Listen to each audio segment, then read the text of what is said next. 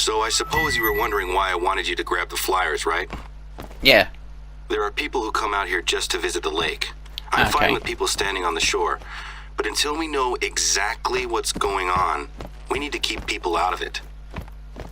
I had these flyers made up so we can pin them to our bulletin boards. There's a trail that leads straight to the lake, so I'd like you to pin up one of these flyers at the trailhead. Now, the flyers cover the basics: heavy metals, mining waste, and why to avoid diving in. It's not much, but until we know more, it's all we have. The lake is beautiful, and it's always pulled in visitors. It still looks the same as it ever did. Maybe even better, now that it's calm and peaceful. But now, I can't look at it without seeing what it did to my dad, or what it's doing to the reserve. People discover that we have one contaminated lake and assume that the reserve isn't worth visiting anymore. So far, the local wildlife seems okay, but our bookings for visitors, and especially hunters, have dried up. I have a few contingency plans that I want to try out.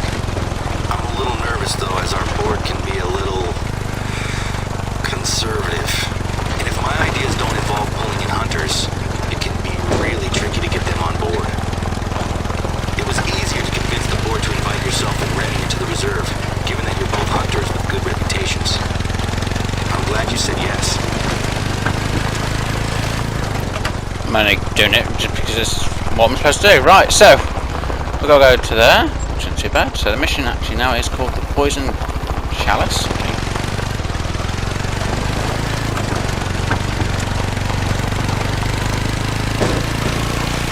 This one shouldn't take too long to do.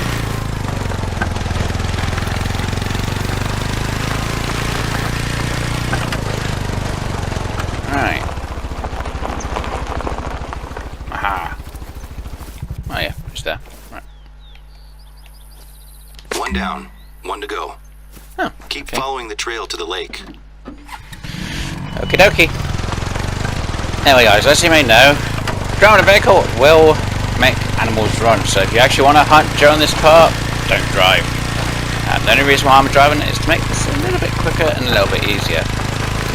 So if I wanted to hunt, I wouldn't be able to do that easily because I will have scared the wildlife off. And it should be on the right. Yes it is. Take a look at the water. If I hadn't told you, would you suspect that the lake was dangerous? We might not be able to monitor the lake 24/7, but at least now people have been warned. Thanks for taking care of that. It's such a strange feeling to be publicizing the very issue that is hurting us at the moment. I know it's the responsible thing to do, but it still feels slightly like self-sabotage. Our summer season has already started, and normally, this whole area would be covered with hikers. I've only seen a handful of people in the reserve recently. I'm sure that things will pick up eventually, but every day I'm reminded that my dad was the major driving force behind this place. It's just bad timing, I suppose. We'd had some other issues with one of the board members, but that's in the past. The best thing to do is to keep pushing forward. I've got some big plans to help turn things around. Who knows? Maybe we'll have this place at full strength by the time my dad gets back in the saddle.